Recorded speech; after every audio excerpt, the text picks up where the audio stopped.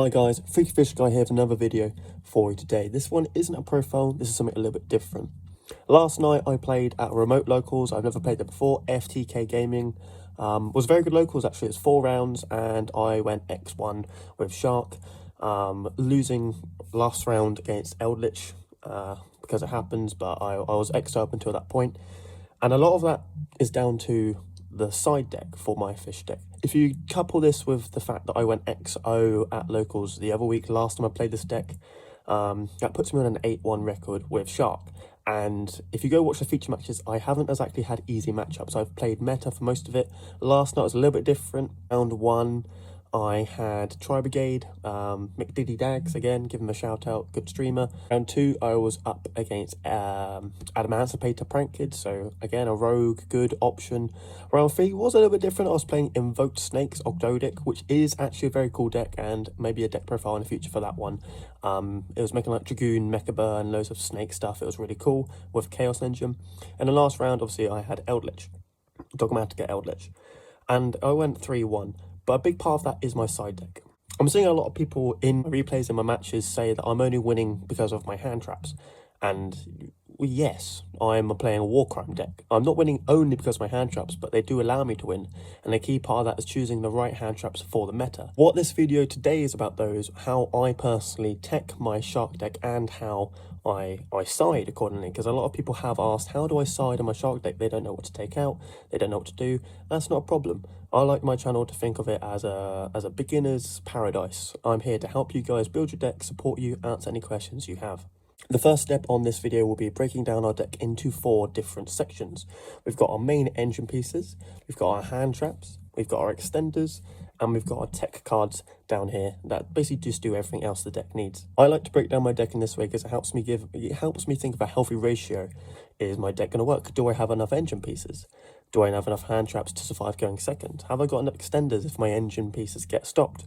Do I have some cards that are going to help me keep my hand advantage high, or are they going to punish my opponent? What we're going to do first then is we're going to go through these different sections and we're going to highlight what cards we deem as high priority. And what I mean by that is what cards do you absolutely need to play in your deck for your deck to function. After that, we'll go through my side deck options and see what goes in for what against certain matchups.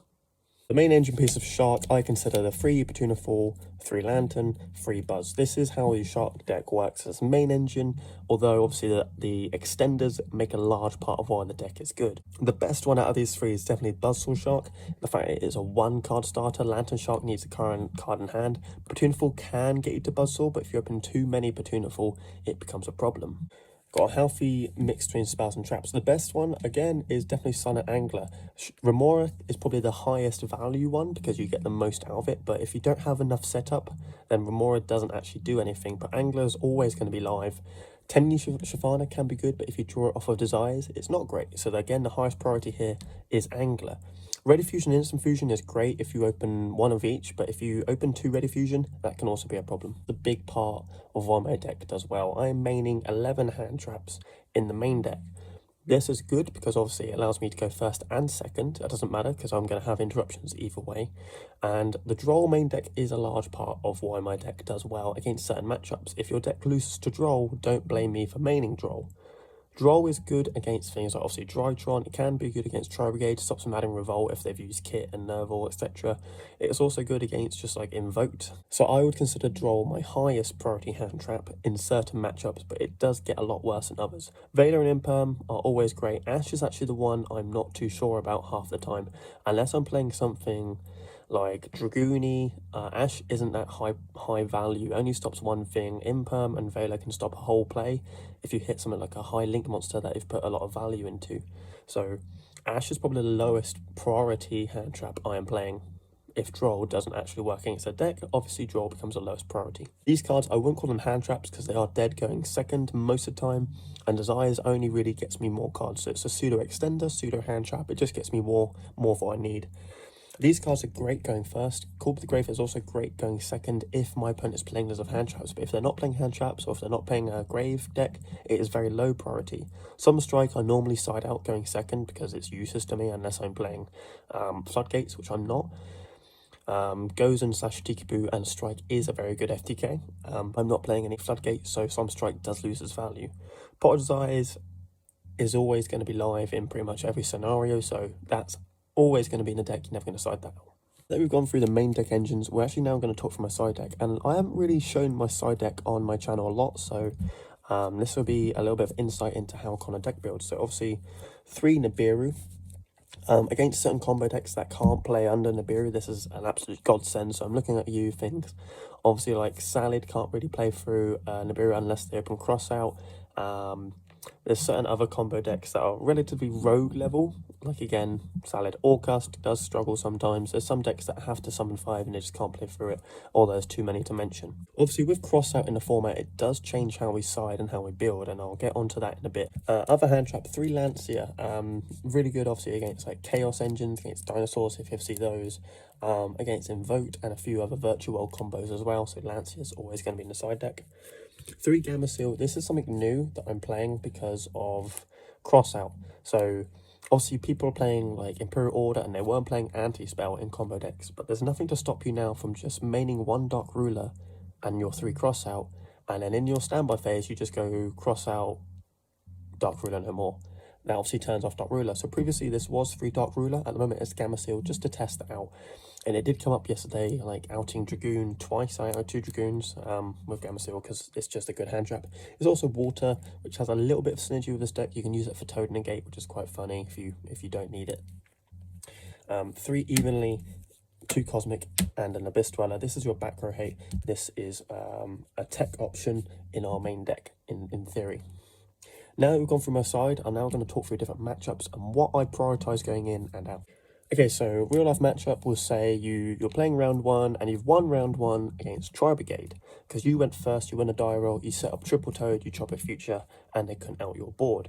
So now you're having to decide to go second against Tri Brigade. This is exactly what happened to me last night against Dags, and this is exactly my mindset. So I know I'm going second, so the immediate thing I'm going to do is I'm going to take out my 3 Solemn Strike. Yes, it is a very powerful card, especially against Tri Brigade, but going second, we need to side in different things that are going to help us out. I'm actually also going to take out the Call by the Grave. I'm going second, I'm not going to need it that much. I'd rather have an engine piece in my hand than a Call by the Grave going second.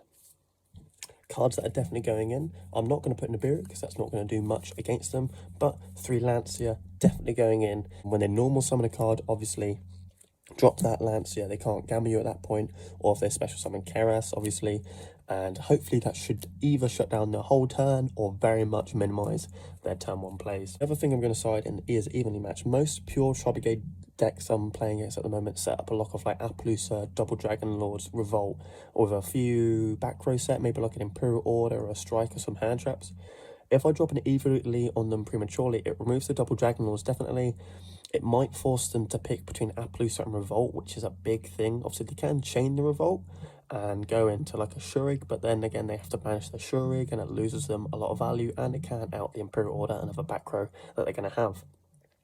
Best case scenarios, they just keep the Revolt, because they know I'm on Shark, they know I value my normal summon, so they're gonna, you know, summon Shurig, banish my normal summon, go off that way. But with the amount of extenders we have in the deck, we can just make another Toad, Bahamut, F-Zero through 1 banish. So obviously we're siding in 6 cards, we're taking out 4, we need to take out some other cards, and that is where my extenders come in. So I'm going to keep my main deck in for now, but what I'm going to do is I'm going to remove a Shathana, because it's probably the worst extender out of all of these, and I'm going to remove a Ready Fusion.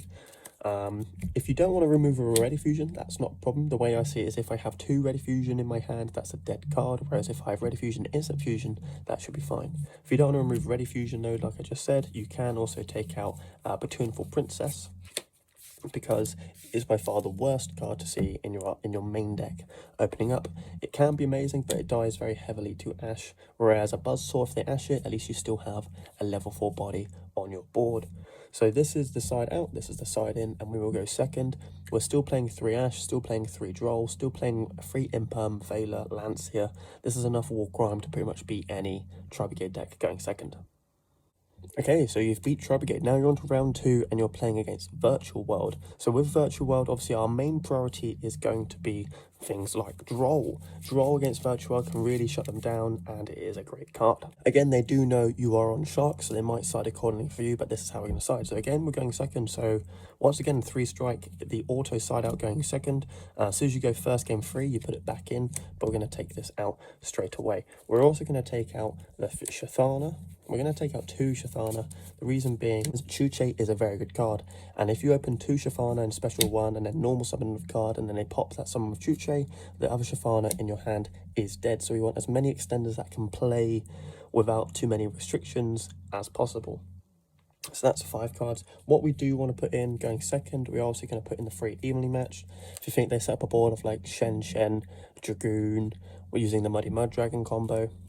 They might set up Chuche, might set up Crystal Wing Zolkin. They're going to make a few negates, mostly monster-based negates and a pop.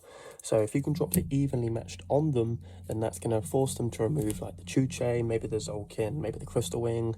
They might be able to Dragoon negate it, but then you have other outs to that. We are definitely also going to put in 2 Cosmic Cyclone. Even if this doesn't go up turn 1, you can LC out the Chuchi, but if it doesn't come up turn 1, it stops their grind game. It stops their Qinglong from negating your Toads, which is pretty much a 1-for-1 for your Toad. You have Force to negate it, which is a bit of a bomb, and also it removes it from the grave, so they can't banish it to use for a Rota. So 2 Cosmic, is a definite on that one. You can also side in 3 Lancia. Again, to stop their turn 1 play, it stops a lot of their combos, their high ceiling stuff, so you can side in 3 Lancia. So that puts us on 8 cards to take in, and so far we've taken out 5 cards. We're also going to take out the 1 call by. Reason is it's a one-off, we're probably not going to see it, so it's not that high priority, and 2 more cards to come out. If we go into our deck here, we're going to take out 2 Veiler. The reason we're taking out 2 Veiler is it doesn't do a lot. A lot of the virtual world effects revolve around the hand effects. Yes, it can stop some of their combo synchros, so like Stardust Charge to draw a card, or the Mud Dragon synchro, but I'd rather have the Cosmics over the Veiler. The imperms we can use on our turn, so we can imperm the Crystal Wing as well. Veiler, obviously, you can't. This way, we have sided out the hot cards that aren't going to do a lot, but we have sided in high priority hand traps, which hopefully should stop our opponent dead, or at least allow us to Zeus them into submission. Okay, round 3, you are now up against Eldritch Dragoon. You have done everything well, you're now up against the monkiest deck that ever monkeyed. Auto side in immediately the Cosmics, the Evenlies, and the Kaijus. The reason here is obviously the Kaijus are there to deal with the Dragoon. The Evenlies are great to deal with an Eldritch back row deck. It robs them of so much value.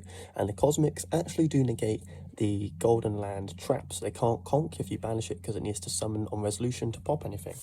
So these are our auto sides in. We're siding in 8 cards. The things we're immediately going to take out 2 Effect Veiler. We are going to take out 2 Droll.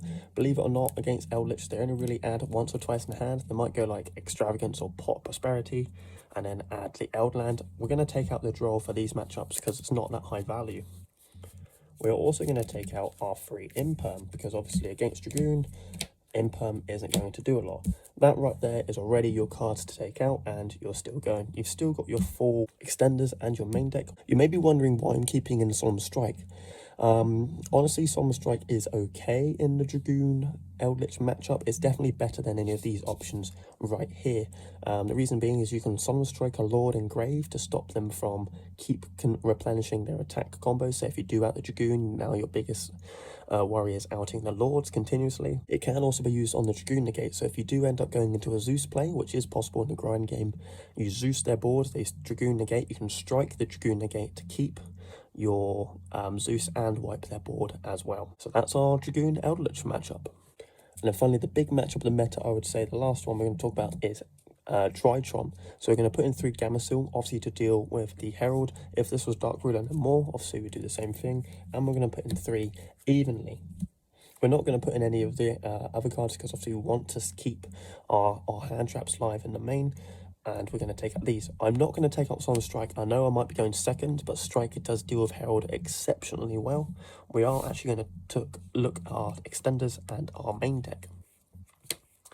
We're going to take out 2 Buftuna Fall. We're going to take out a Shathana. We're going to take out a Ready Fusion. And we're also going to take out another Shathana straight off the bat.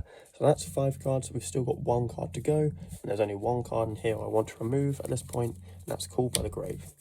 But we're playing against Tritron. Why are you taking that call by the grave? I'm going second in this scenario. It can be good at stopping either, and again, getting those negates stopped from the Herald, but it is a one-of. I'm not going to see a one-of every single game. I'd rather side in a three-of and hopefully see that more than the call by the grave. I could take out something like an effect veiler, that is true, but I like keeping these in to deal with things like the Diviner, the Fafnir, all that sort of stuff. If you veiler a Fafnir when they're using a Meteonis, it doesn't mean they can detach materials anymore, which is actually a big thing. If you go back to some of my Shark versus Tritron feature matches, that does come up quite a lot. With this side out, we still have our main deck pretty much kept in with we've got enough extenders, we've got enough main deck monsters to keep going. We're still playing all our tech cards, we're still playing Solemn Strike to negate the Herald in the grind game. We've also got the Gamma on the evenly match, which if we see turn 1, can be a big blow up card for our opponent. Obviously, with this video, I'm not claiming that my deck is perfectly capable of beating every single meta deck.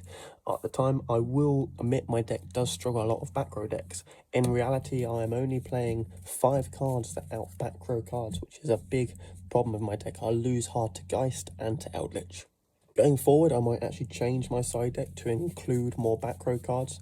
I might have to take out the Dweller and put in a Duster or a Reboot, which are 2 obviously very good cards. The Dark Ruler no more, I might put back in for the Gamma Seal if people aren't doing a cross-out Dark Ruler combo, which I fear they might be at the moment, hence why I'm testing the Gamma Seal. So Dark Ruler is still something to look at for the future. I might change out the Dweller for a Reboot or a Duster. Depending on the meta at your locals, you do also have to change your tech choices and your side deck for your meta. If you're playing against a lot of prank kids, you should play a lot of Ash, Droll, Nibiru, stuff that's just going to stop them from recurring loads of advantage. If you're playing against those of Ignistas, then maybe Kaijus will be the best bet, because obviously you want to out the Arrival Cyberse Ignista Boy, the big towers. If you're playing against a lot of back row decks, or if you might want to play Twin Twisters, Duster, Cosmics, Evenlies, stuff like this, it honestly depends on what your local area is like. I attend 2 to 3 locals, either online or in real life, a week. And so I have a large different variety of decks that I have to play against. And so this is why my deck is relatively war-crimey, because it's built to deal with any single deck that I play up against. Anyway guys, I hope this video was informative and I hope you enjoyed it. Any comments or questions, again, please leave below. Do not think of this video as an answer to anyone's problems. I'm very interested in hearing what people do side in their shark decks or their fish decks or their mermaid decks in the comments below. Anyway guys, thank you for watching. Goodbye.